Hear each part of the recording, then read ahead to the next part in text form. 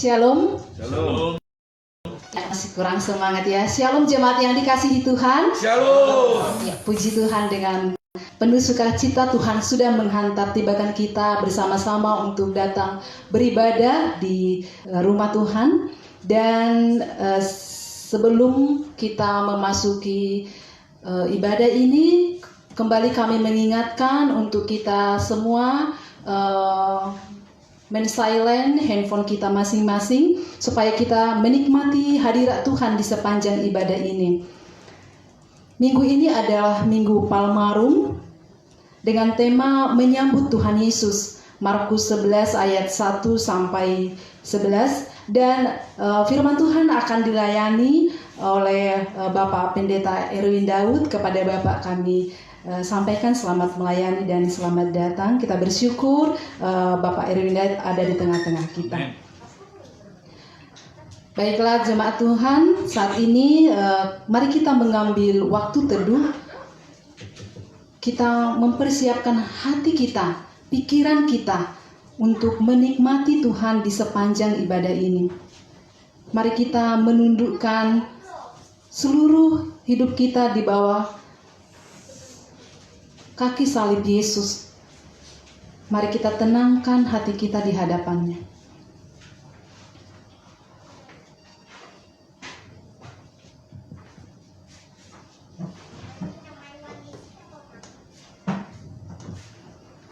Saat teduh selesai, Allah yang kita sembah di dalam Kristus adalah Allah yang luar biasa. Pemeliharaannya sempurna adanya bagi kita hingga pada saat ini. Mari kita tinggikan Dia, mari kita muliakan, mari kita agungkan Dia. Kita katakan, betapa baiknya Engkau Tuhan, kasih-Mu tiada berkesudahan di dalam hidup kami. Dengan penuh sukacita kita naikkan pujian ini. Betapa baiknya Engkau Tuhan.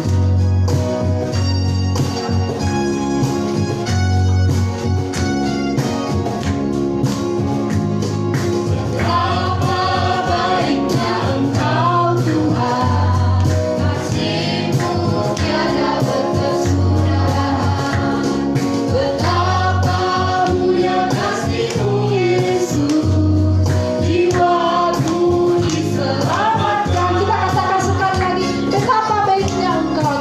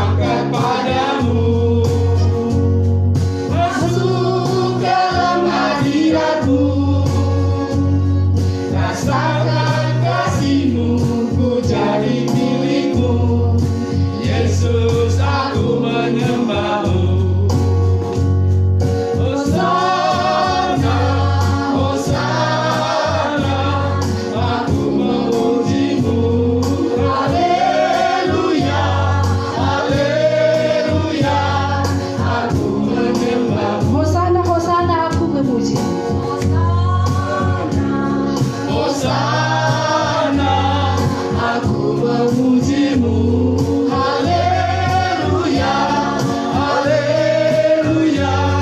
Aku menyembah-Mu, Aku menyembah-Mu. aku menyembah-Mu.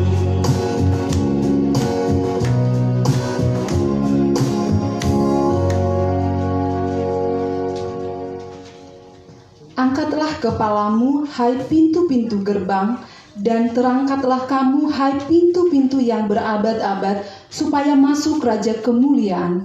Siapakah itu Raja Kemuliaan? Tuhan jaya dan perkasa, Tuhan perkasa dalam peperangan. Angkatlah kepalamu, hai pintu-pintu gerbang, dan terangkatlah kamu, hai pintu-pintu yang berabad-abad, supaya masuk Raja Kemuliaan. Siapakah dia itu Raja Kemuliaan? Tuhan semesta alam, dialah Raja Kemuliaan. Pertolongan kepada kita adalah di dalam nama Tuhan Allah yang menciptakan langit dan bumi. Turunlah kiranya atas kita sekalian anugerah dari Allah Bapa, Anak, dan Roh Kudus. Amin. Jemaat Tuhan, saya silakan duduk kembali.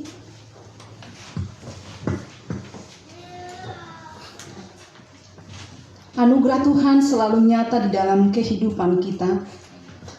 Dan pada saat ini kita diberikan waktu untuk mengakui setiap dosa-dosa kita di hadapan Tuhan. Mari kita mengakuinya. Dosa kita secara pribadi yang mungkin kita lakukan di sepanjang satu minggu ini. Ataupun dosa-dosa kita yang belum pernah kita akui di hadapan Tuhan. Mari kita bawa kepada Tuhan, mari kita akui di hadapannya, karena Allah kita adalah Allah yang setia dan adil. Allah yang kita kenal di dalam Yesus Kristus adalah Allah yang kudus, Allah yang mulia, dan Dia juga Dia menghendaki kita anak-anaknya untuk menjadi anak-anak yang kudus.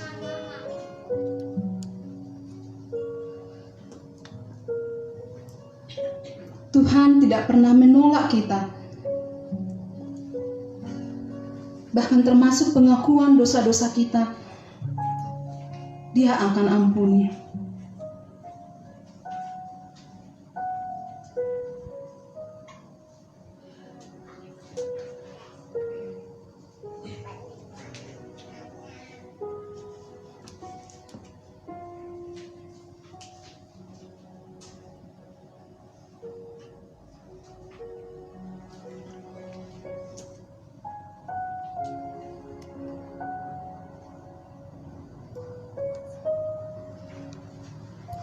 Saat ini mari kita bersama-sama mengakui dosa-dosa kita bersama. Bapa kami yang di sorga, dengan kasih-Mu Engkau telah menjadikan kami, dan dengan kasih-Mu Engkau telah menjaga kami, dan dengan kasih-Mu Engkau juga hendak menjadikan kami sempurna. Dengan rendah hati kami mengaku bahwa kami tidak mengasihi-Mu dengan segenap hati, roh, jiwa, dan seluruh tenaga kami. Kami juga tidak mengasihi sesama kami manusia, sebagaimana Kristus telah mengasihi kami. Memang Engkau di dalam kami, tetapi nafsu kami telah membuat kami lupa akan kehendak-Mu.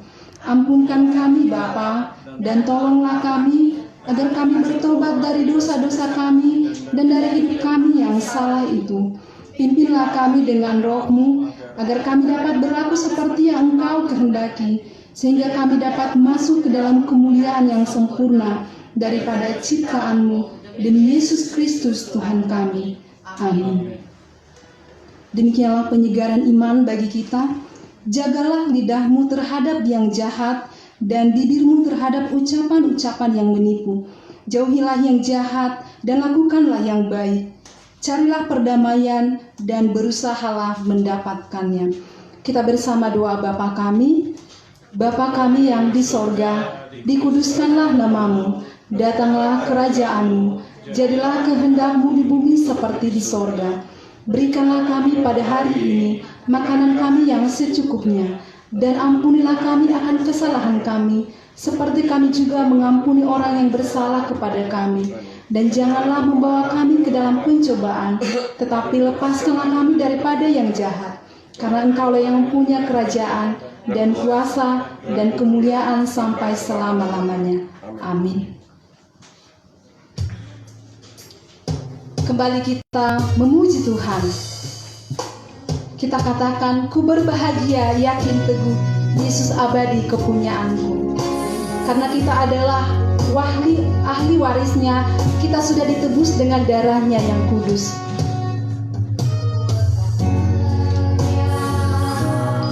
Yakin teguh, Yesus abadi kepunyaanku.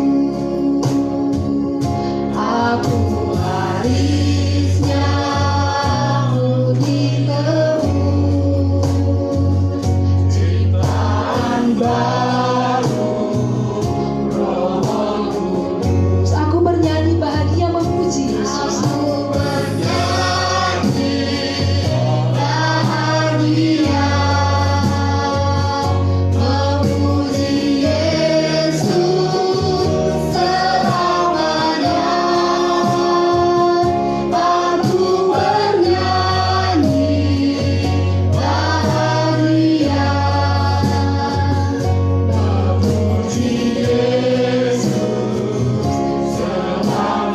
Ayat yang kedua.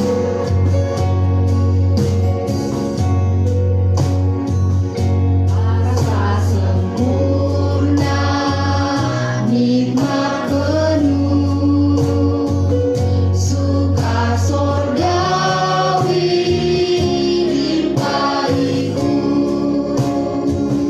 lagu malaikat amat merdu, kasih dan rahmat beserta. Aku bernyanyi bahagia memuji Yesus selalu. Aku bernyanyi bahagia memuji Yesus selamanya. Aku bernyanyi bahagia memuji Yesus selamanya. Aku serahkan diri penuh dalam Tuhan, pujian saya sudah bangkit berdiri. Aku serahkan diri penuh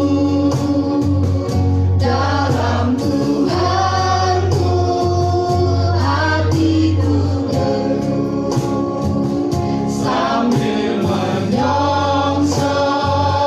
kembalinya. Ku diikuti anugerah. Aku bernyanyi bahagia memuji Yesus selamanya. Aku bernyanyi bahagia memuji Yesus selamanya. Amin.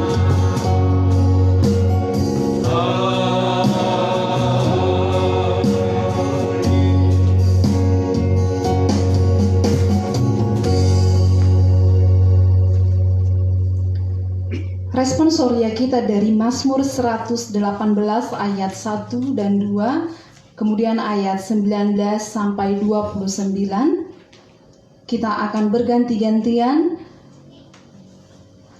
Bapak Ibu yang ada di sebelah kanan saya, ayat yang ganjil, kemudian yang di sebelah kiri saya atau di depan saya, ayat yang genap. Demikian selanjutnya dan nanti di ayat yang ke-29 kita bersama-sama. Kita mulai.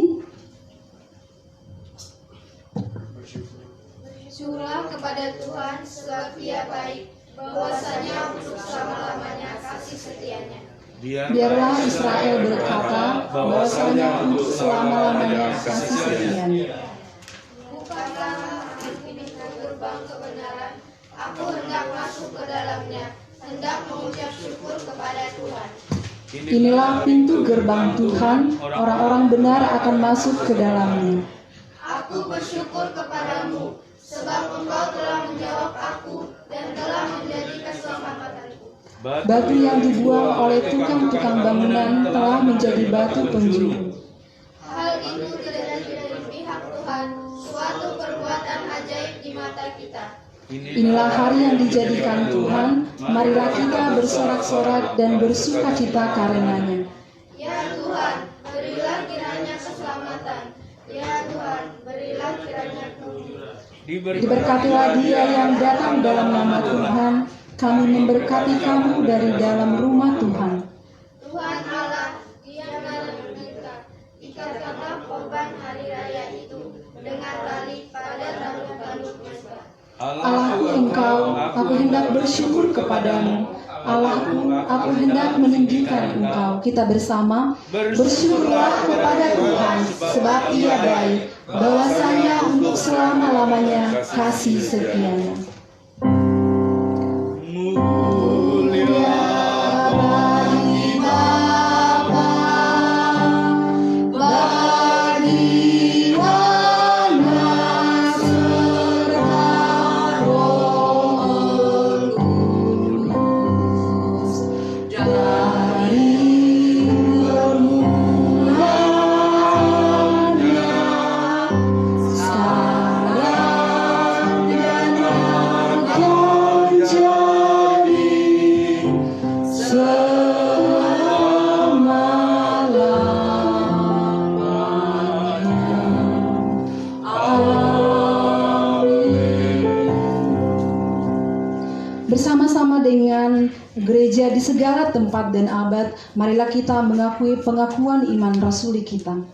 Aku percaya kepada Allah, Bapa yang Maha Kuasa, Khalik langit dan bumi, dan kepada Yesus Kristus anaknya yang tunggal Tuhan kita, yang dikandung daripada Roh Kudus, lahir dari anak darah Maria, yang menderita sengsara di bawah pemerintahan Pontius Pilatus, disalibkan, mati dan dikuburkan, turun ke dalam kerajaan maut. Pada hari yang ketiga, bangkit pula dari antara orang mati, naik ke surga, duduk sebelah kanan Allah, Bapa yang Maha Kuasa, dan akan datang dari sana untuk menghakimi orang yang hidup dan yang mati. Aku percaya kepada Roh Kudus, gereja yang kudus dan am, persekutuan orang yang kudus, pengampunan dosa, kebangkitan daging, dan hidup yang kekal. Amin. Jemaat Tuhan silakan duduk kembali.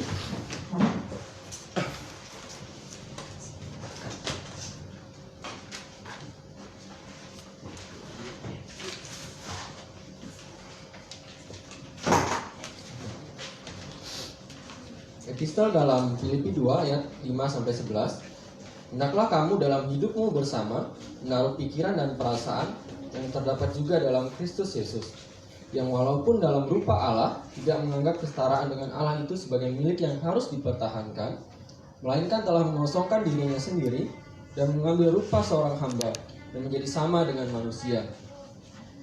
Dan dalam keadaan sebagai manusia, ia telah merendahkan dirinya dan taat sampai mati, bahkan sampai mati di kayu salib.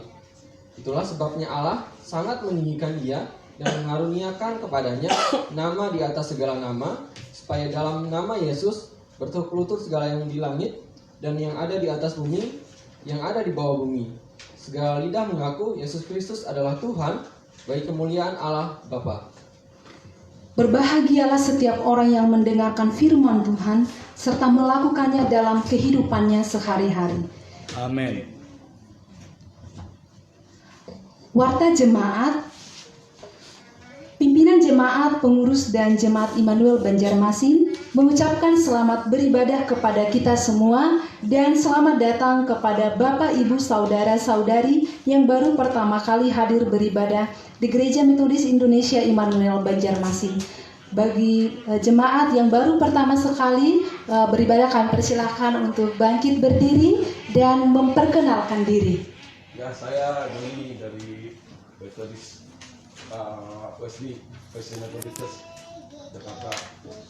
Saya mantan ketua P2 wilayah 2. Terima kasih. Senang bergabung di sini.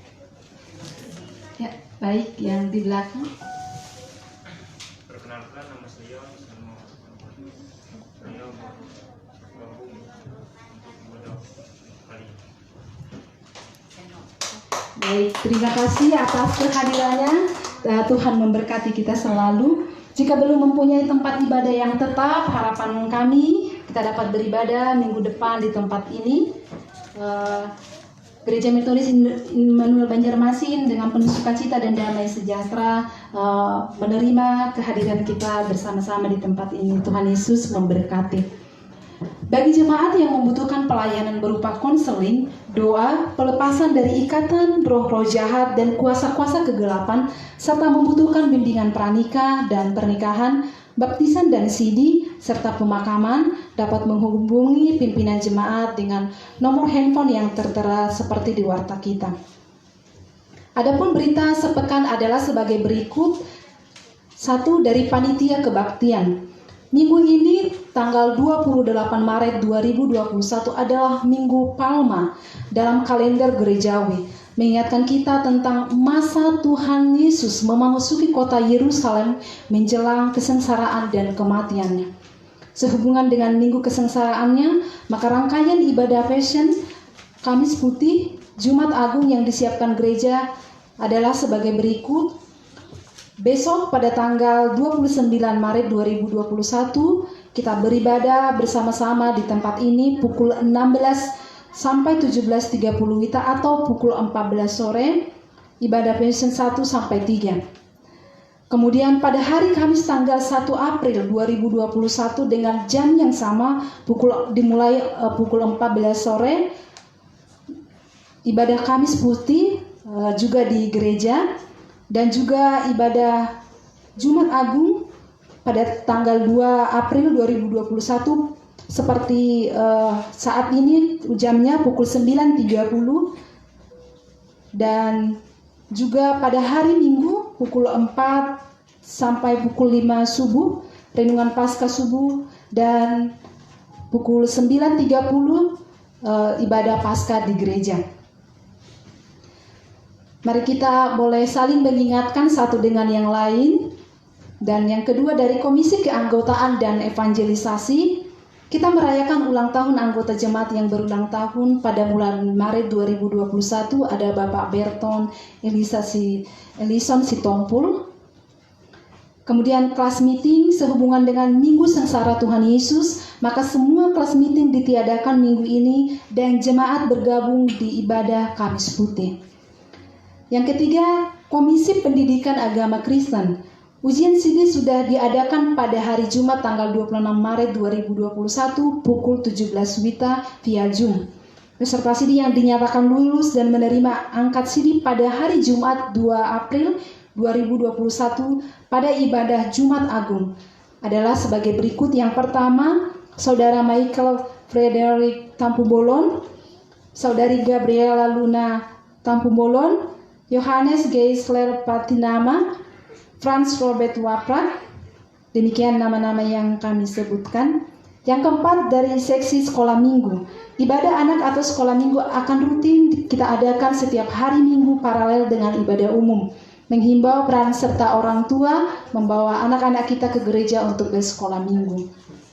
Dari seksi pemuda-pemudi atau P3MI, yang pertama persekutuan kategorial pemuda-pemudi via Zoom setiap hari Sabtu pukul 19 WITA. Mari kita kaum pemuda-pemudi untuk bersama-sama mengikuti setiap ibadah kita. Dan juga setiap hari pada pukul 19 WITA P3MI berdoa bersama-sama untuk setiap topik-topik doa kita yang ada di warta kita masing-masing, dikoordinir oleh Saudari Mela Srina Tambunan, menghimbau semua P3MI untuk ikut bersama-sama di dalam doa-doa kita.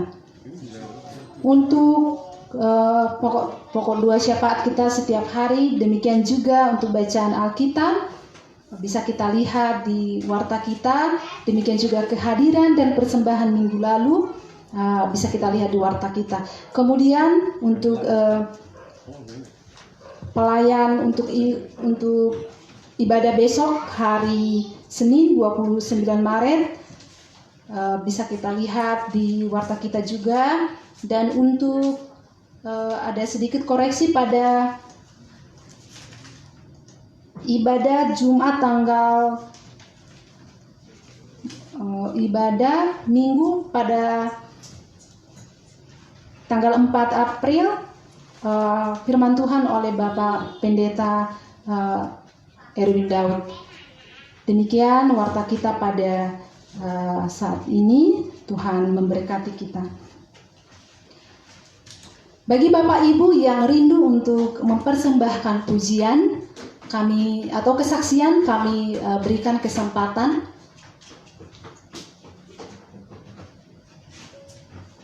Tidak ada? Baik, kita akan masuk ke dalam doa syafaat yang akan dipandu oleh Bapak Pendeta James Dangane. Dan sebelumnya mari kita bersama-sama memuji Tuhan. Kita katakan, Yesus kawan yang sejati bagi kita yang lemah.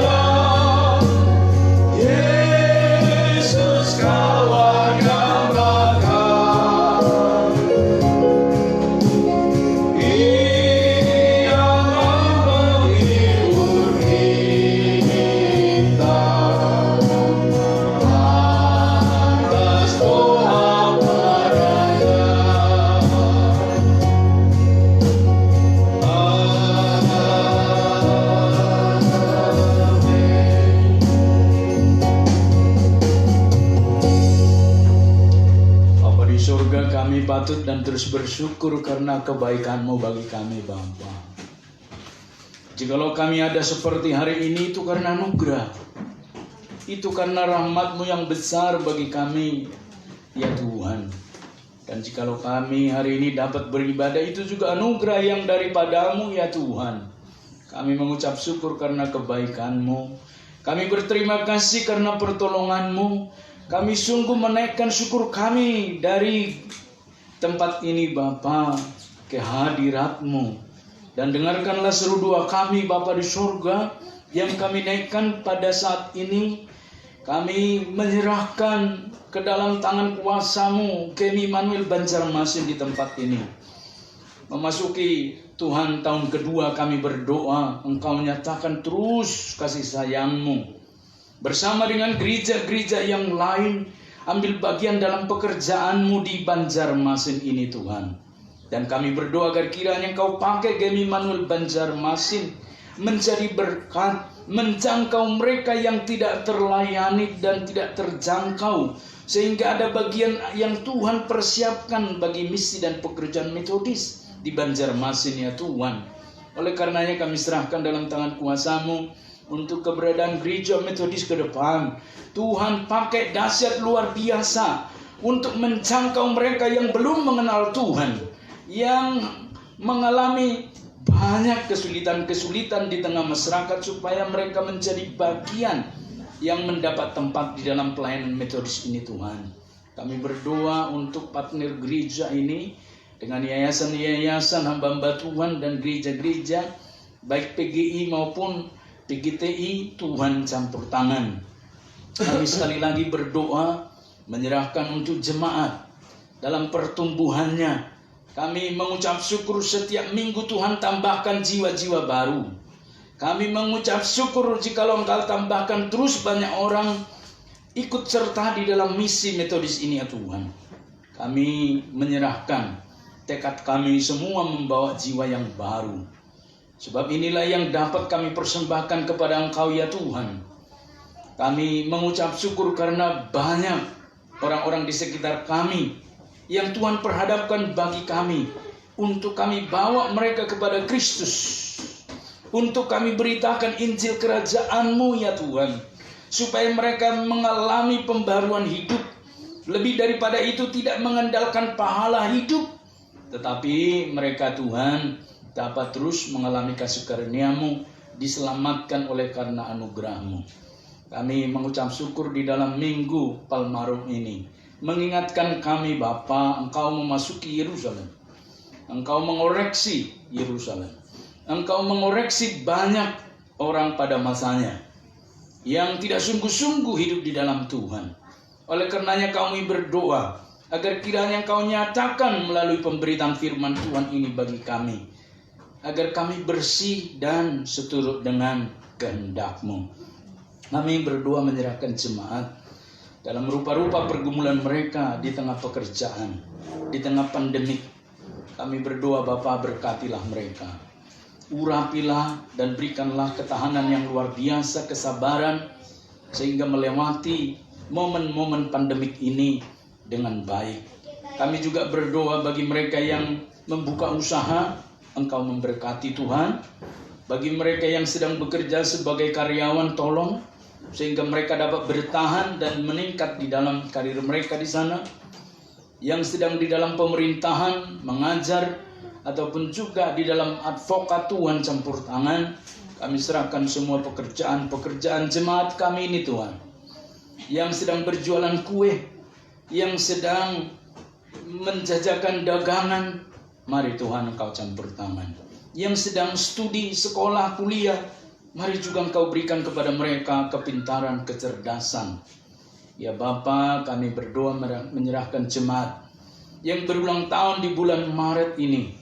Tuhan memberkati Pak Berton Sitompul, rumah tangganya, anaknya, istri, kesehatan mereka, pekerjaannya. Tuhan topang tolong masa depan mereka, sehingga menjadi berkat dimanapun berada. Kami serahkan pelayanan mereka di dalam nama Yesus.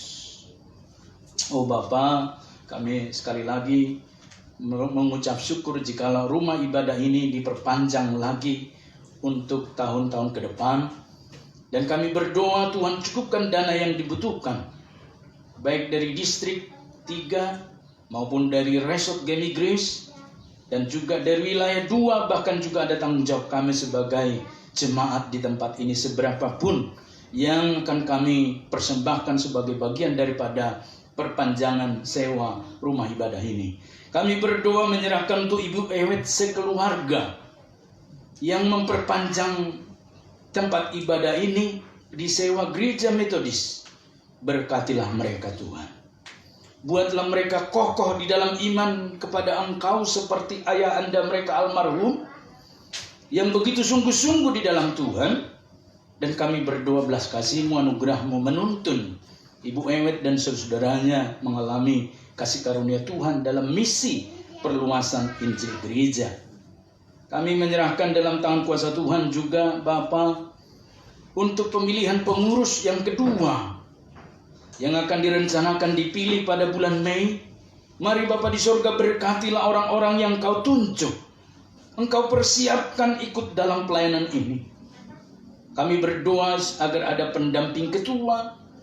Kami menyerahkan sekretaris yang akan terpilih, bendahara, dan juga di komisi-komisi, panitia-panitia dan seksi-seksi agar terrealisasi dengan anak-anak Tuhan yang menyatakan komitmen untuk bersekutu melalui gereja-Mu ini Bapa.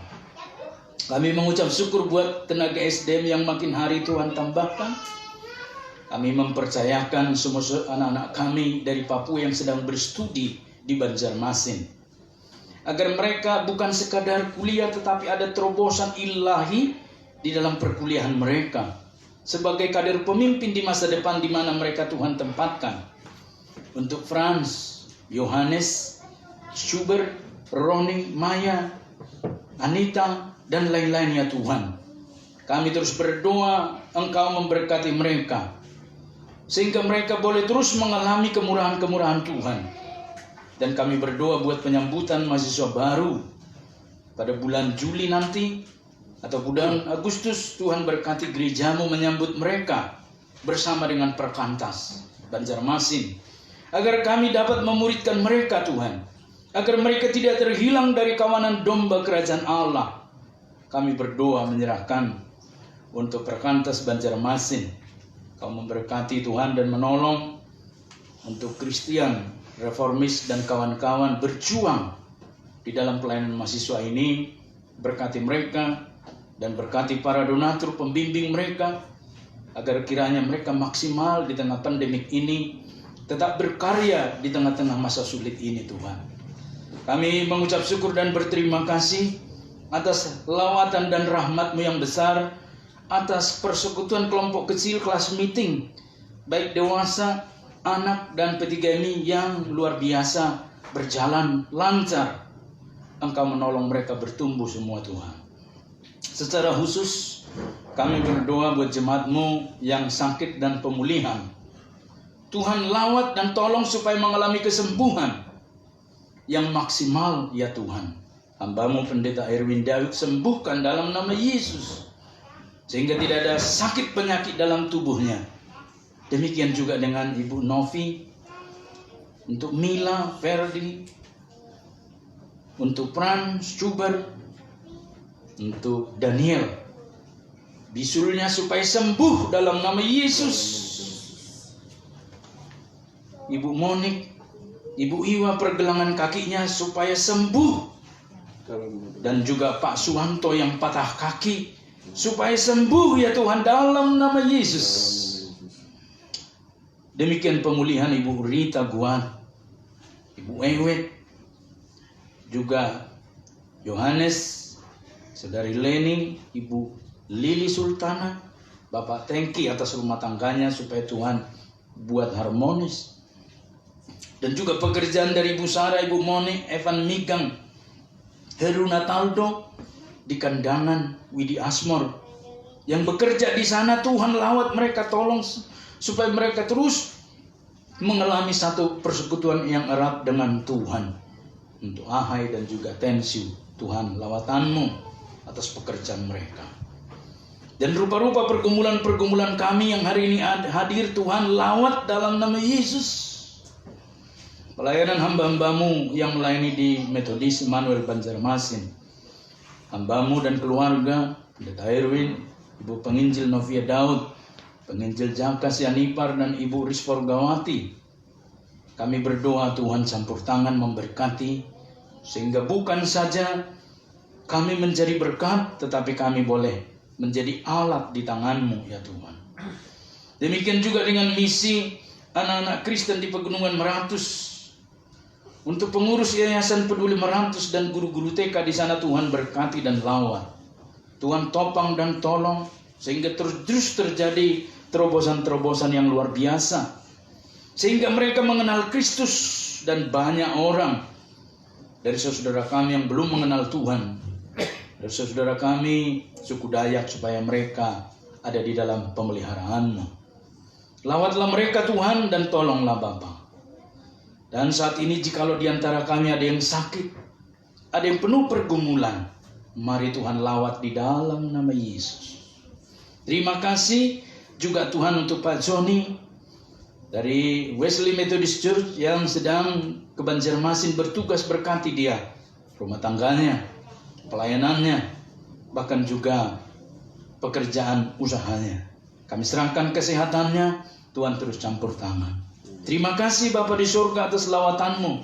Kami percaya Pak John yang Kau pakai luar biasa dalam pelayanan-pelayanan di Metodis. Walaupun telah menyelesaikan masa tugas sebagai ketua persekutuan pria atau kaum bapa di wilayah 2, kami percaya Tuhan masih memberikan banyak pelayanan kepadanya di Metodis. Tuhan tolonglah Bapa, kami serahkan dalam tangan kuasa-Mu. Demikian kami semua Tuhan yang hari ini beribadah, kami percaya kami menerima berkat yang luar biasa daripada-Mu. Di dalam nama Yesus kami berdoa, kami mengucap syukur. Amin. Kita akan menerima kebenaran firman Tuhan yang akan dibawakan oleh hambanya Pendeta Erwin Daud. Kita menaikkan pujian kita, Ku dengar suara-Mu.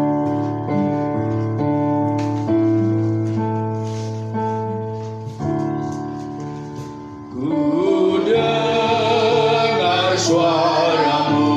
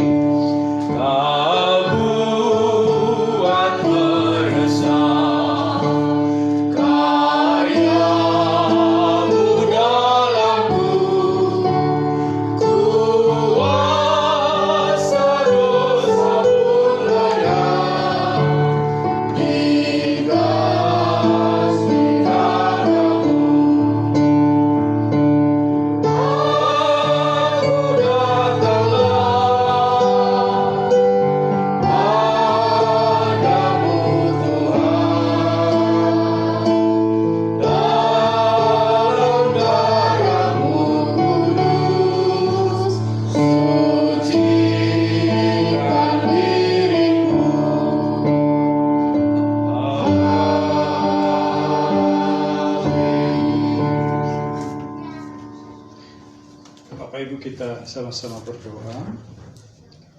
Segala puji, hormat, dan syukur kami naikkan kepadamu Tuhan Yesus.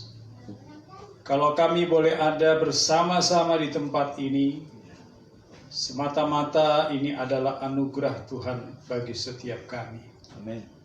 Karena kami tidak pernah dapat merancangkan apa yang terbaik bagi diri kami. Tetapi Tuhan, Engkau selalu merancangkan hal-hal terbaik bagi setiap kami.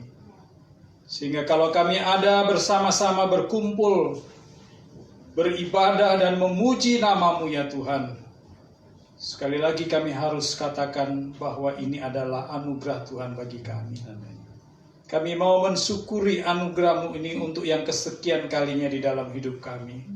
Dan kami tidak ingin meninggalkan tempat ini dengan percuma ya Tuhan. Karena kami rindu, kami memuji nama Tuhan, menyampaikan syafaat kami. Tetapi juga kami rindu untuk mendengarkan sabda-Mu ya Tuhan. Oleh sebab itu biarlah Tuhan Yesus Engkau sendiri yang mempersiapkan hati pikiran kami, supaya kami boleh mendapatkan pencerahan lewat kebenaran yang kami akan renungkan bersama-sama. Isi kepala kami, isi hati kami, cerahkan roh kami Tuhan, supaya kami tinggalkan tempat ini dengan sukacita dan penuh dengan damai sejahtera-Mu ya Bapa. Berbicaralah ya Tuhan, karena kami sudah siap untuk mendengarkannya. Sebab doa ini kami naikkan hanya di dalam nama Tuhan Yesus Kristus. Amin. Silakan duduk kembali Bapak Ibu. Shalom Aleichem. Shalom.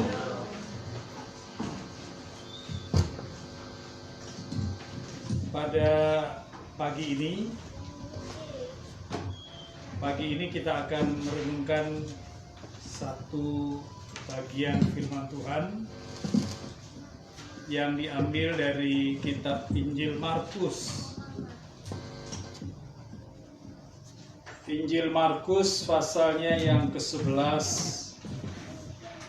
ayat 1 sampai dengan ayatnya yang ke-11 dengan perikop Yesus dielu-elukan di Yerusalem. Izinkan saya untuk mengajak Bapak Ibu membaca secara bergantian. Saya ayat pertama dan Bapak Ibu ayat yang kedua. Demikian selanjutnya sampai dengan ayatnya yang ke-11. Markus pasal 11 ayat 1 sampai 11. Ketika Yesus dan murid-muridnya telah dekat Yerusalem, dekat Betfage dan Betania yang terletak di Bukit Zaitun, Yesus menyuruh 2 orang muridnya dengan pesan, pergilah ke kampung yang di depanmu itu. Pada waktu kamu masuk di situ, kamu akan segera menemukan seekor keledai muda tertambat yang belum pernah ditunggangi orang. Lepaskanlah keledai itu dan bawalah kemari. Dan jika ada orang mengatakan kepadamu, mengapa kamu lakukan itu? Jawablah, Tuhan memerlukannya, Ia akan segera mengembalikannya ke sini. Mereka pun pergi dan menemukan seekor keledai muda tertambat di depan pintu di luar, di pinggir jalan, lalu melepaskannya. Dan beberapa orang yang ada di situ berkata kepada mereka, apa maksudnya kamu melepaskan keledai itu? Lalu mereka menjawab seperti yang sudah dikatakan Yesus. Maka orang-orang itu membiarkan mereka. Lalu mereka membawa keledai itu kepada Yesus dan mengalasinya dengan pakaian mereka. Kemudian Yesus naik ke atasnya. Banyak orang yang menampakkan pakaiannya di jalan. Ada pula yang menyebarkan ranting-ranting hijau yang mereka ambil dari ladang. Orang-orang yang berjalan di depan dan mereka yang mengikuti dia dari belakang berseru, Hosana, diberkatilah dia yang datang dalam nama Tuhan. Diberkatilah kerajaan yang datang, kerajaan Bapa kita Daud. Hosana di tempat yang tinggi. Sesampainya di Yerusalem, ia masuk ke Bait Allah. Di sana ia meninjau semuanya, tetapi sebab hari sudah hampir malam, ia keluar ke Betania bersama dengan ke-12 muridnya. Bapak Ibu dan saudara-saudara yang dikasihi Tuhan Yesus, peristiwa ini adalah satu peristiwa yang terjadi menjelang hari Paskah. Satu hari perayaan bangsa Israel tentang kelepasan orang-orang Israel dari kematian massal yang terjadi di tanah Mesir. Sehingga setiap tahun orang Israel selalu memperingati Paskah sebagai hari terbebasnya mereka dari kematian yang luar biasa mengerikan pada waktu itu. Dan setiap tahun mereka mempersiapkan secara baik perayaan Paskah ini. Bukan hanya sekedar baik saja, tetapi mereka mempersiapkannya itu dengan sebuah persiapan rohani, sebuah persiapan religius yang luar biasa.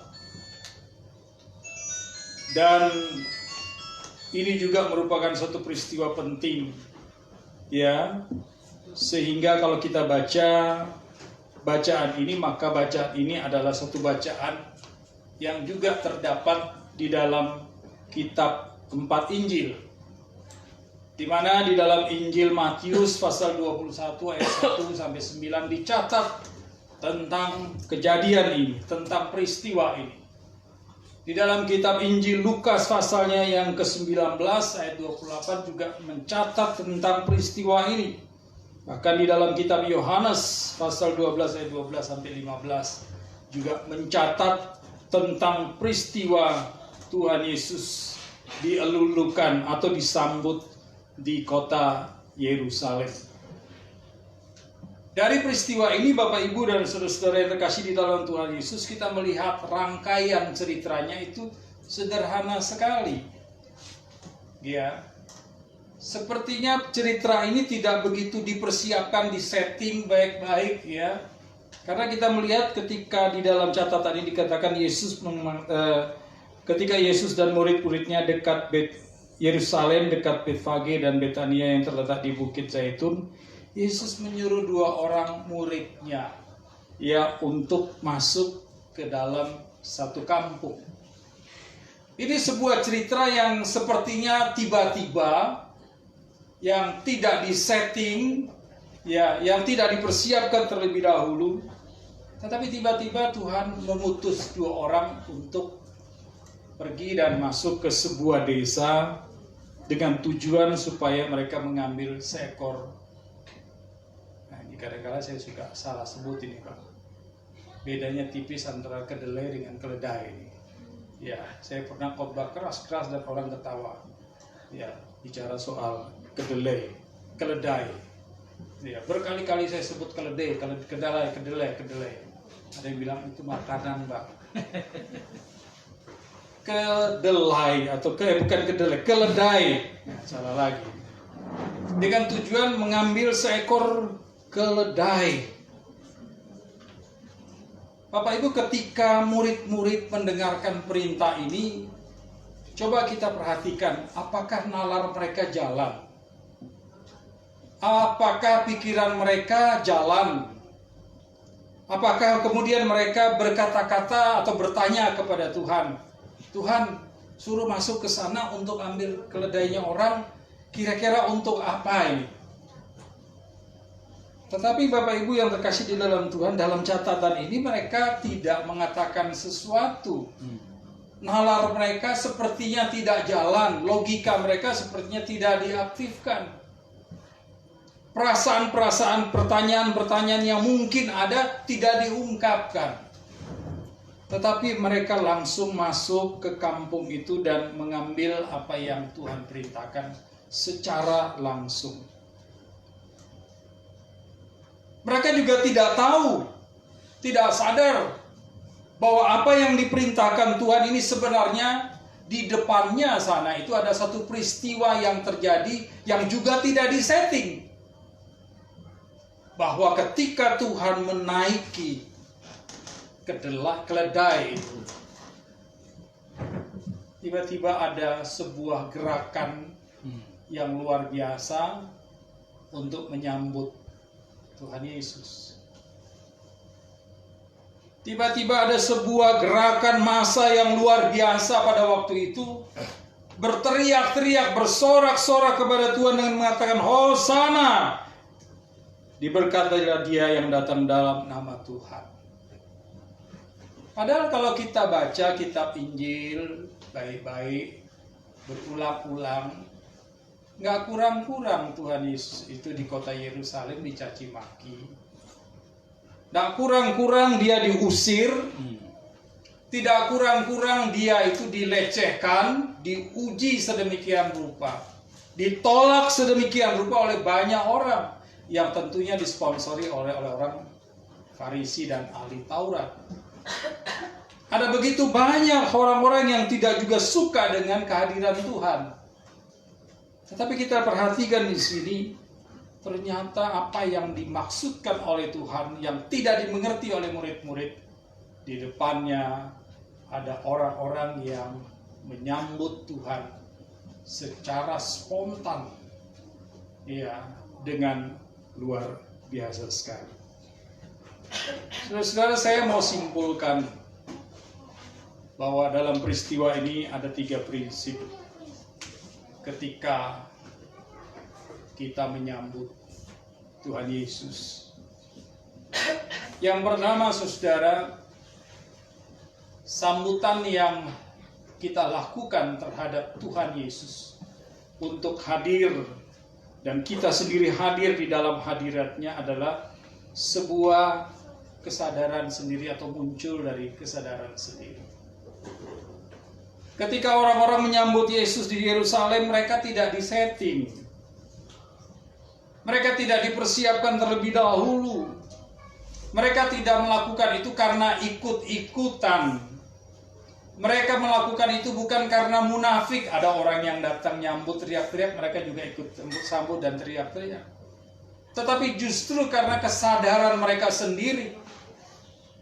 Mereka melakukan itu tidak karena takut terhadap orang Farisi dan juga ahli-ahli Taurat yang nyata-nyata ada di sekitar kehidupan dan perjalanan Tuhan Yesus yang dapat mengancam orang-orang ini kalau mereka setia dan menyatakan dukungan kepada Tuhan. Mereka melakukan itu. Tapi betul-betul muncul atas kesadaran diri sendiri. Muncul atas inisiatif diri sendiri. Karena mereka tahu yang datang ini bukan sembarang orang. Mereka sadar bahwa yang hadir ini bukan sembarang oknum, bukan sembarang individu. Itu sebabnya ketika mereka berkata, Hosana, diberkatilah dia yang datang dalam nama Tuhan. Ini satu pernyataan yang tidak gampang diberikan oleh seseorang pada waktu itu. Orang Israel nggak gampang-gampang ngecap orang dengan kata Daud. Nggak gampang mereka. Kalau sudah ada cap kata Daud, turunan Daud, bapak kita, itu menunjukkan bahwa oknum ini, pribadi ini adalah pribadi istimewa. Karena memang Daud di kalangan orang Israel itu dianggap seorang pahlawan yang belum ada tandingannya sampai hari ini. Makanya kalau kita lihat benderanya Israel, itu lambangnya adalah lambang Daud, yang namanya Star of David, bintang Daud. Karena mereka sangat bangga dengan kepahlawanan Daud. Mereka sangat menyanjung Daud sebagai seorang raja yang tiada duanya di dalam kerajaan Israel. Sehingga sampai dengan saat ini, turunan Daud itu dianggap turunan istimewa. Dan kalau mereka mengatakan bahwa Yesus itu adalah turunan Daud, ini menunjukkan bahwa pribadi Yesus adalah pribadi yang penuh dengan hal-hal yang tinggi dan luar biasa. Dan ini tidak gampang orang Israel mengatakan ini kepada seseorang. Sehingga kalau dia katakan ini kepada Yesus, ya, bahwa dia adalah dari kerajaan Bapa kita Daud, Hosana di tempat yang maha tinggi. Ini adalah sebuah ungkapan yang sangat mereka sadari tentang siapa yang ada di hadapan mereka. Saudara, sebagai orang Kristen terkadang di dalam kita menyambut Tuhan, kita hanya sekedar menyambut Tuhan saja. Sebagai orang percaya hari ini kadang-kala kita sudah diracuni dengan berbagai isme-isme, ajaran-ajaran. Sehingga terkadang di dalam pikiran kita, hati kita, oh Yesus orang biasa saja. Oh dia itu pribadi biasa saja. Sehingga di dalam kita mengungkapkan kehadiran kita di hadapan Tuhan dan menghadirkan Tuhan juga jadi biasa saja. Sesungguhnya nggak boleh begitu. Ketika kita ada di dalam gereja ini untuk menyembah Dia, kita harus sadar bahwa kita berhadapan dengan oknum yang maha tinggi. Bapak Ibu, pernah nggak hadir di dalam satu ruangan bersama-sama dengan wali kota? Pernah Pak? Sudah pernah ya? Belum? Oh, kebetulan saya sudah pernah. Ya. Pernah nggak hadir dalam satu ruangan bicara empat mata? Kalau memang gubernurnya nggak buta. Ya, dengan gubernur. Mungkin belum pernah. Saya sudah pernah. Iya. Pernah nggak berhadapan dengan seorang jenderal, duduk sama-sama dengan jenderal? Saya pernah. Pernah nggak duduk satu ruangan berhadapan-hadapan dengan presiden? Mungkin saudara nggak pernah. Saya juga nggak pernah. Tapi saudara, yang saya mau katakan adalah ketika duduk dengan salah satu pejabat yang dianggap penting di satu daerah, itu formalitasnya tinggi sekali. Ya, formalitas duduknya dijaga, ya, baik-baik, agak tegak, kaki dirapetin, nggak direnggangkan kayak duduk di tarung gitu ya. Ya, tangannya kalau bisa di atas paha, ya, matanya harus terus lihat dia. Waktu bicara dengan gubernur juga saya rasa suasananya formal. Ya, waktu bicara dengan mungkin presiden, suasana juga mungkin formal. Kalau presidennya memang presiden formal kayak SBY. Kalau sama Jokowi sih mau ketawa-ketawa aja sih, asik gitu. Apalagi kalau kita sedang berhadapan dengan sesuatu yang paling tinggi. Ketika kita berhadapan dan hadir bersama-sama dengan Tuhan, yang adalah oknum tertinggi dari seluruh kehidupan kita. Karena Tuhan katakan, akulah penguasa di surga dan di bumi, itu artinya kita berhadapan dengan sebuah pribadi yang paling hebat di muka bumi ini. Maka tentunya bukan hanya sekedar formal saja, penghormatan yang luar biasa, kemuliaan yang luar biasa kita rasakan, yang membuat seluruh keberadaan hidup kita, tubuh kita, IQ kita, hati kita, roh kita itu hanya kepada Dia saja, tidak ada kepada orang lain. Karena itu tidak main-main. Makanya ketika kita beribadah, kenapa harus serius? Dan berulang-ulang kali, sering kali di gereja diumumkan supaya HP-nya dimatikan. Ya, cuma 1,5 jam nggak mati kok kita. Ya, kalau bisa HP-nya ditinggal. Ya, kalau memang takut ditinggal, kasih saya aja. Ya, aman. Supaya apa? Supaya kita betul-betul berkonsentrasi untuk menyambut kehadiran Tuhan di dalam hidup kita. Saya kemarin ada dapat satu video, ya, walaupun mungkin ada sebenarnya beberapa kritikan yang saya bisa lakukan, tetapi saya hanya melihat intinya saja. Video itu berbicara tentang kedatangan Tuhan yang kedua kali, dengan disambut jutaan malaikat surgawi luar biasa di awan-awan, ya. Dan ada beberapa orang yang sedang santai baca buku di halaman rumahnya, dan ketika dia lihat, mereka kaget. Ada orang yang sedang berjalan, ketika mereka lihat, mereka terkejut sekali, gemetar sekali. Bahkan di dalam video itu digambarkan ada orang yang dalam tanda kutip bukan Kristen, karena yang tadi dikasih lihat orang Kristen Barat gitu. Tapi ini kelihatannya bukan, karena mereka dari Timur Tengah. Ketika mereka melihat itu, mereka gemetar dan takut, angkat tangan. Dan ini menunjukkan bahwa ketika Yesus datang. Ketika dia hadir, maka kesadaran kita harus betul-betul adalah kesadaran tentang rohani yang luar biasa. Nggak boleh dibawa main-main.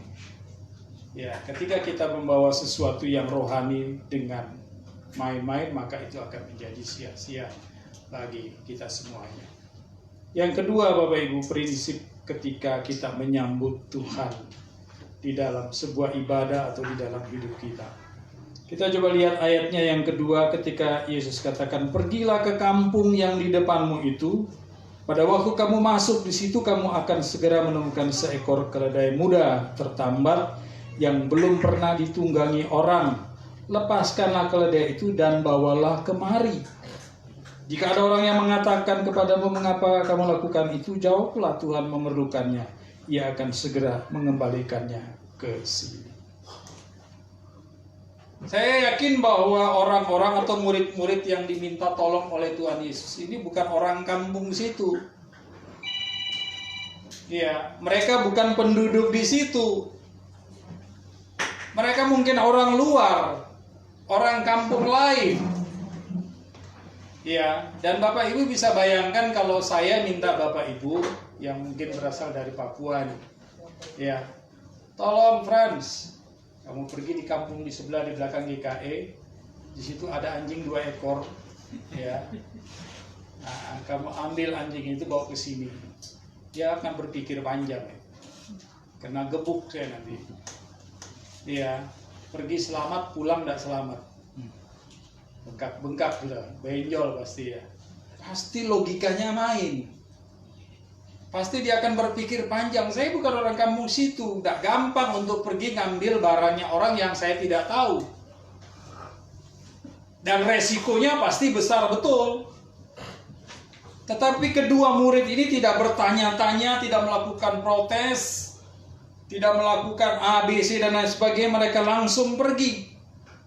Mereka tidak memikirkan lagi apa nantinya yang mereka harus hadapi, resiko apa yang mereka hadapi, tidak. Mereka pergi dengan satu tujuan, rela melakukan apa saja sesuai dengan apa yang Tuhan minta. Mereka rela berkorban dan mengambil resiko apapun juga. Tentunya Bapak Ibu dan saudara-saudara yang terkasih di dalam Tuhan Yesus,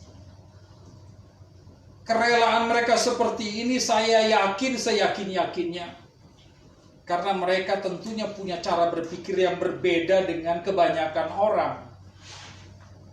Tidak mungkin Tuhan Yesus menyuruh kami dan menyengsarakan kami dan mencelakakan kami. Sebab sesulit apapun perintahnya Tuhan, kalau mereka mau berkorban, tidak mungkin ada resiko-resiko yang dapat mencelakakan mereka.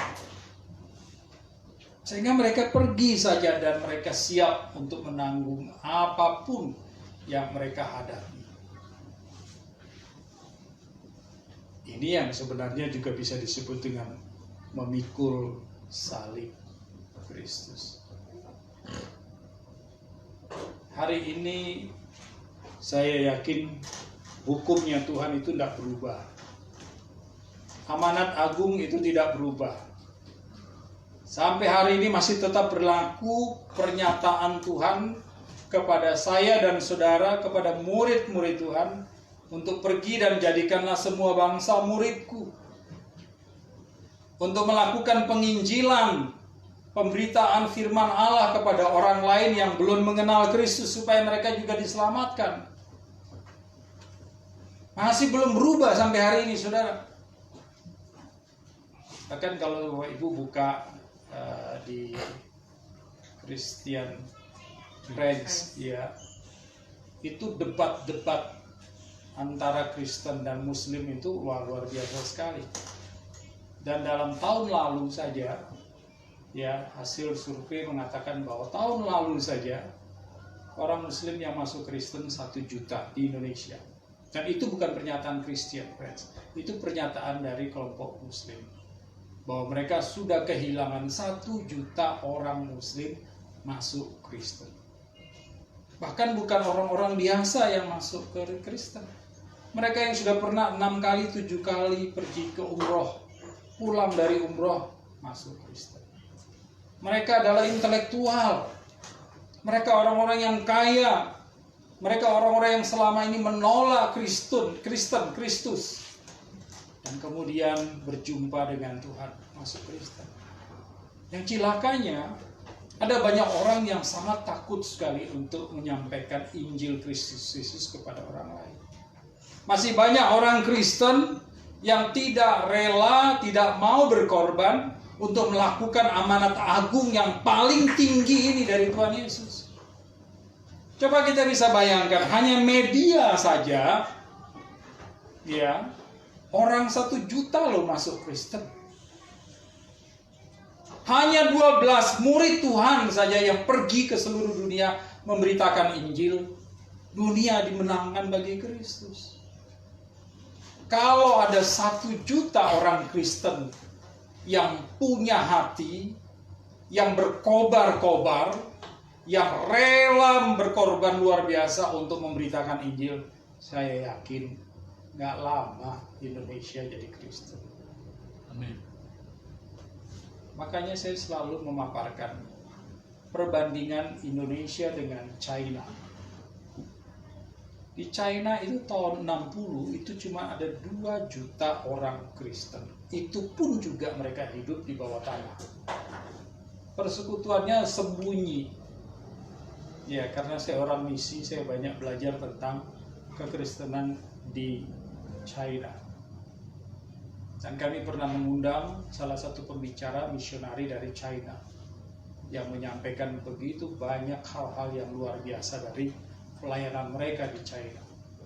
Tahun 60, ketika gerakan Mao Zedong itu dilakukan, Mao Zedong masih jadi presiden, itu kekristenan ditindas betul-betul. Indonesia dari tahun 60 sudah puluhan juta orang Kristen.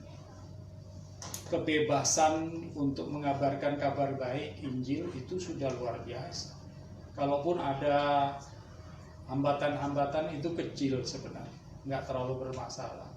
Gereja dibakar sana sini nggak terlalu bermasalah, karena kita masih punya kantong-kantong Kristen. Papua, Sulawesi Utara, NTT, Nias masih ada. Tapi Bapak Ibu yang terkasih, hari ini orang Kristen yang ada di China sudah hampir 100 juta orang. Sementara di Indonesia dalam data yang asli belum sampai 25 juta orang. Yang banyak sekarang hari ini di Indonesia bukan orang Kristennya, gerejanya yang banyak. Orangnya tetap saja pindah sana, pindah sini. Terdaftar di sana, terdaftar di sini. Tapi di China luar biasa. Kenapa? Orang-orang Cina, walaupun cuma selembar kitab suci saja mereka bawa lipat, dan ketika kumpul dia bacakan itu, dan mereka khotbahin apa yang ada. Saya pernah mendengar teman misionari yang datang ke Indonesia, mereka bilang sebenarnya kalau di Indonesia khotbah seperti itu sangat sederhana. Jauh dengan orang Indonesia yang pintar-pintar soal teologi. Kalau khotbah bagus-bagus tuh. Ya, mereka punya sederhana sekali. Tapi yang nggak dipunyai katanya suasananya. Ketika mereka ibadah, ketika mereka mempelajari firman Tuhan, ketika mereka mendengarkan khotbah yang sederhana ini, nuansa rohaninya itu begitu kental. Kenapa? Orang-orang yang ada di dalam situ yang menyampaikan kebenaran firman Tuhan, orang-orang militan, orang-orang yang berani mati, yang menyerahkan hidupnya total kepada Tuhan, rela berkorban secara luar biasa. Saya pernah bicara juga dengan salah satu misionari yang menulis buku di China, itu luar biasa. Dia kerjanya itu sebagai percetakan. Di sana kerja tidak bisa bilang misionari. Dia harus kerja di salah satu perusahaan. Dia bilang kalau orang dapat kedapatan di China pada waktu itu salah satu hukumannya adalah bersihkan WC. Ya, bersihkan WC. WC umum, bukan WC pribadi. Bersihkannya kalau dengan tangan, dengan kain pel, mending. Ya, ada yang sampai disuruh bersihkan dengan lidahnya sendiri, dijilat. Bapak Ibu tahu, orang di China itu jumlahnya 1, sekian M. Jangan bayangkan WC di China dengan di Indonesia. WC di sana itu katanya joroknya jauh lebih jorok dari Indonesia. Jadi bisa dibayangkan kalau WC di Indonesia yang di terminal-terminal itu sudah jorok terus disuruh bersihkan dengan lidah, dengan yang ada di China, oh jauh lebih jorok. Bisa dibayangkan penderitaan yang dihadapi, resiko yang dihadapi. Tapi orang-orang Kristen di Cina tidak mundur sejengkal pun. Mereka rela melakukan apa saja yang Tuhan mau mereka lakukan tanpa rasa takut. Karena bagi mereka Tuhan sudah berkorban untuk mereka supaya mereka tidak mati kekal. Maka saatnya hari ini mereka rela berkorban untuk melakukan apa saja yang dikehendaki oleh Tuhan. Dengan harapan supaya pada satu saat nanti ketika Tuhan datang untuk yang kedua kali, mereka bisa menyambut Dia dengan sebuah kehidupan yang suci, kehidupan yang kudus dan diberkati. Yang terakhir, prinsip yang ketiga. Kalau sudah bilang yang terakhir gini biasanya matanya terang. Ya. Cara duduknya udah beda. Selesai Pak, sudahlah. Namun kelawasan, aduh bisa ngantuk nih. Padahal yang ketiga ini 2 jam. Ya, yang ketiga Bapak Ibu yang terkasih dalam Tuhan Yesus. Kita perhatikan di situ. Ya, dan jika ada orang yang mengatakan kepadamu, mengapa kamu lakukan itu? Jawablah, Tuhan memerlukannya. Ia akan segera mengembalikannya ke sini. Mereka pun pergi dan menemukan seekor keledai muda tertambat di depan pintu di luar, di pinggir jalan, lalu melepaskan. Sebelum mereka berkorban, rela berkorban untuk melakukan apa yang Tuhan kehendaki, saya percaya Bapak Ibu dan Saudara bahwa kedua murid-murid ini sudah punya keyakinan, sudah punya iman yang tertanam begitu kuat terhadap apa yang Tuhan sampaikan kepada mereka. Sebelum mereka melakukan sebuah tindakan, tentunya tindakan ini adalah tindakan yang didasari oleh iman, oleh sebuah keyakinan yang tidak bisa digeser, oleh sebuah keyakinan yang tetap, sebuah keyakinan yang begitu kokoh. Padahal Bapak Ibu dan Saudara, kalau saya membaca satu artikel, saya sempat nangis. Karena artikel itu menceritakan tentang seorang dokter hewan. Ketika dokter hewan ini membaca cerita ini, saudara, dia juga nangis. Nah, saya pikir waktu dia nangis, ada apa dia nangis ini? Nah, saya coba-coba terus baca, dan kemudian saya juga ikut nangis, sedih banget. Ya, saya terus merenungkan luar biasa ya. Ya, jadi saudara, kenapa dokter ini menangis ketika membaca kisah ini? Dia memang seorang dokter hewan yang sangat memperdalam begitu banyak jenis karakter hewan. Saudara, dia katakan, luar biasa sekali. Luar biasa sekali. Ketika Tuhan menyuruh orang untuk mengambil keledai, ya, dikatakan di dalam ayat-ayat awal tadi, ya, di dalam ayat yang kedua, dengan pesan pergilah ke kampung yang di depanmu itu, pada waktu kamu masuk di situ, kamu akan segera menemukan seekor keledai muda tertambat yang belum pernah ditunggangi orang. Dokter hewan ini sadar betul kalau keledai muda yang belum pernah ditunggangi orang, lalu diambil dan ditunggangi oleh Yesus, itu pasti celaka 12. pasti Tuhan akan dibuang itu. Pasti orang yang ada di atasnya dilempar-lempar. Saudara pernah lihat banteng ya, orang naik banteng. Nggak ada yang pernah lebih dari 3 menit.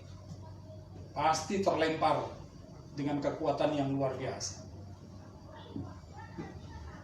Keledai begitu karakternya. Kalau yang belum pernah itu harus dilatih dulu sekian bulan agar supaya dia terbiasa dengan orang yang akan menaiki dia nantinya.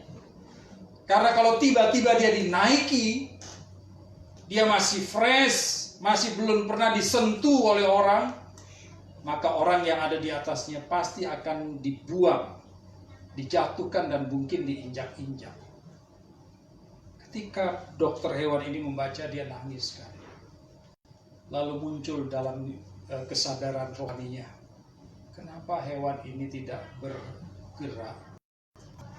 Kenapa hewan ini dia tidak melakukan reaksi?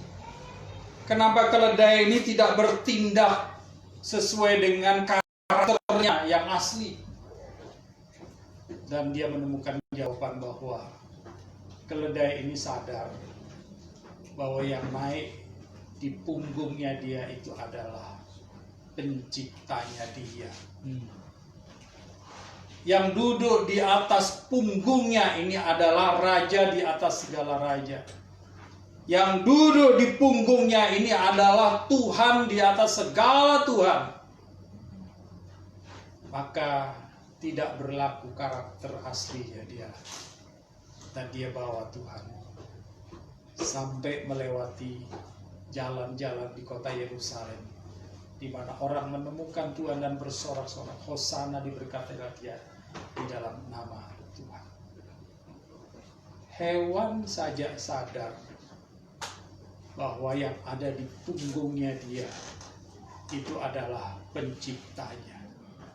Hewan saja sadar, keledai saja sadar bahwa ketika ada seseorang yang ada di atas punggungnya dia itu bukan orang biasa. Maka Bapak, Ibu, dan saudara-saudara yang terkasih di dalam Tuhan Yesus, ketika kita mengikut Yesus dan berjumpa dengan dia, menyambut dia, dia bukan pribadi biasa.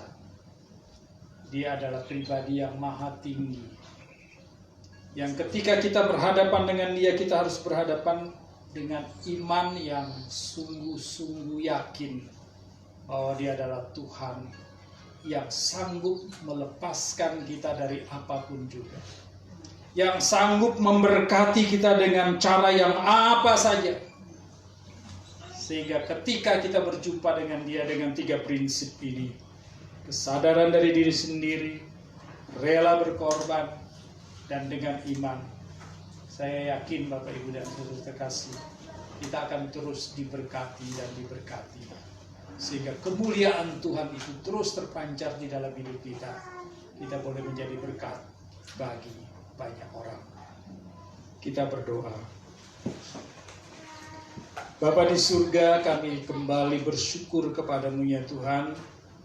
Untuk kesempatan pada pagi ini kami boleh merenungkan sebagian firman-Mu yang mengingatkan kami bahwa hidup kami adalah hidup karena anugerah, yang harus senantiasa setiap waktu menyambut Tuhan di dalam hidup kami, yang senantiasa dan setiap waktu harus membuka hati kami untuk menyambut Tuhan yang hadir di dalam hidup kami. Sebagaimana di dalam kitab Wahyu pasal 3 ayat 20 mengatakan, lihatlah, aku berdiri di muka pintu dan mengetuk. Barang siapa membukakan pintu, aku akan masuk. Aku akan makan bersama-sama dengan dia dan dia bersama-sama dengan aku. Inilah kebenaran-Mu ya Tuhan, bahwa Engkau tidak pernah berhenti untuk menyapa kami dan berjumpa dengan kami. Tetapi seringkali kami yang menutup pintu hati kami ya Tuhan. Seringkali kami yang membatasi diri ya Tuhan untuk tidak berjumpa dengan Tuhan. Tetapi Tuhan yang Immanuel tidak pernah bergerak dan tidak pernah berhenti untuk mencari kami yang terhilang dan menyapa kami ya Tuhan. Terima kasih untuk kebenaran-Mu ini Tuhan. Biarlah kami boleh senantiasa membuka hati kami dengan sesadar-sadarnya dari dalam diri kami sendiri. Rela ya Tuhan untuk melakukan apa saja yang Tuhan kehendaki. Dan dengan iman, keyakinan yang tidak pernah bergeser sedikit pun, kami tetap boleh yakin akan kekuatan dan kemahakuasaan-Mu ya Tuhan. Terima kasih Bapa, berkati kami, biarlah hidup kami semakin diterangi, hidup kami semakin diubahkan ya Tuhan. Di dalam nama Yesus Tuhan dan Juru Selamat kami yang hidup, kami berdoa bersyukur. Haleluya. Amin.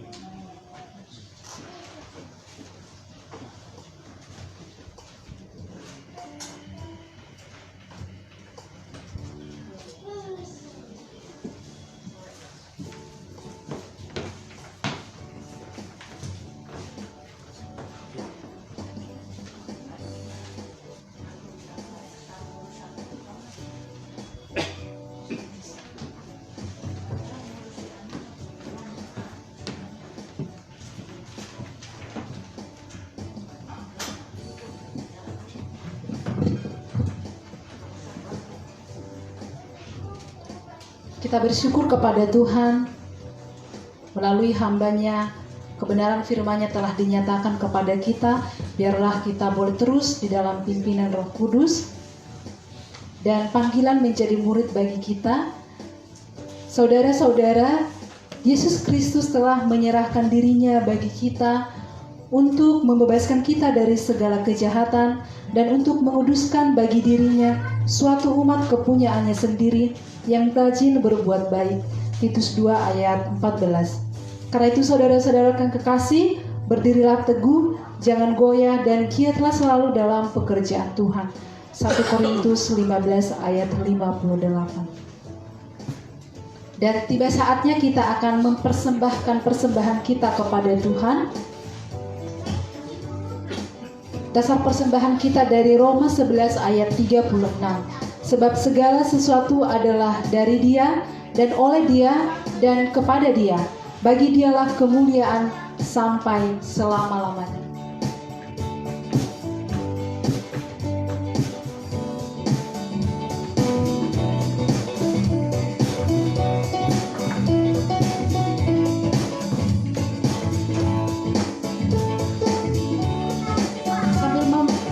Menyerahkan persembahan kita kepada Tuhan, mari kita puji Tuhan. Kasih-Nya seperti sungai mengalir di hati.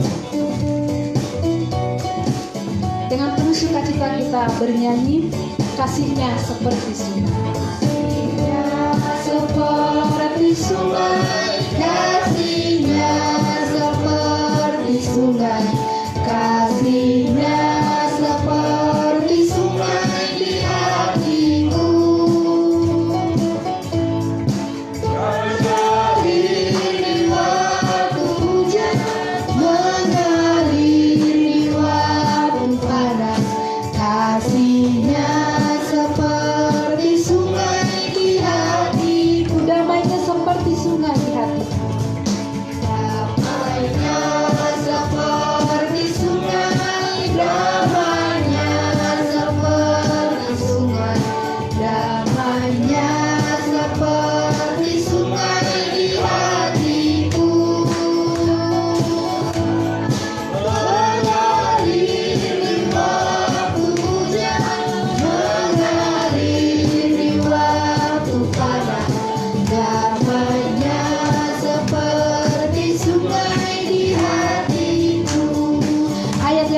Berkatnya seperti sungai.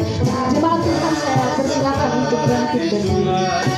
Berkatnya seperti sungai, berkatnya seperti sungai di hatiku.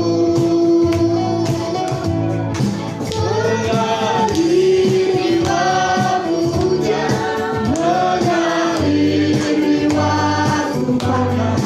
Berkatnya seperti sungai di hati. Berkatnya seperti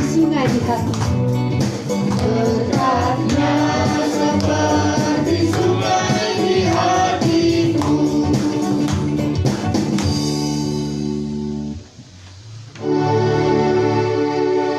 Mohon Tuhan memberkati persembahan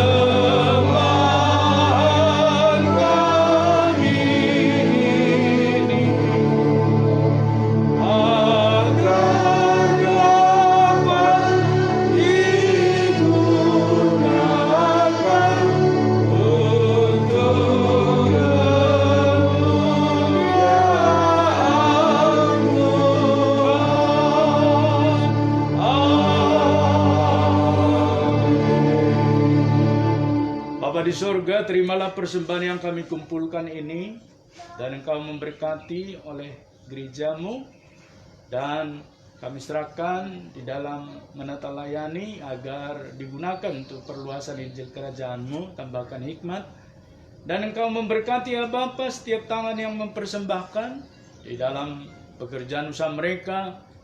Engkau mencukupkan dan menambahkan serta membuat berlimpah. Kami mengucap syukur karena kebaikan kemurahan Tuhan bagi kami ketika kami menggunakan waktu ini dengan baik. Terpulia namamu Bapa, terimalah persembahan kami yang kami naikkan hanya di dalam nama Yesus Kristus, Tuhan dan Juru Selamat kami yang hidup. Amin.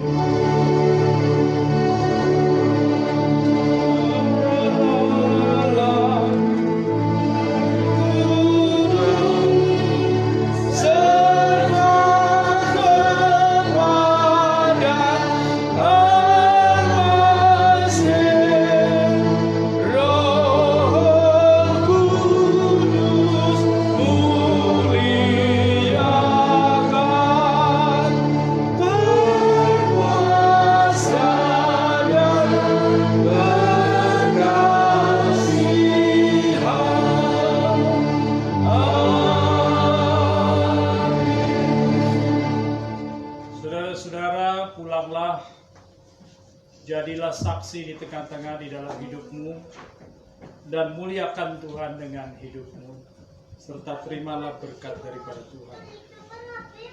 Kasih karunia yang sempurna dari Allah Bapa, persekutuan yang tidak habis-habisnya di dalam Roh-Nya yang kudus, menyertai saudara-saudara sekalian, dari sekarang sampai Maranatha, Yesus datang yang kedua kalinya. Amin.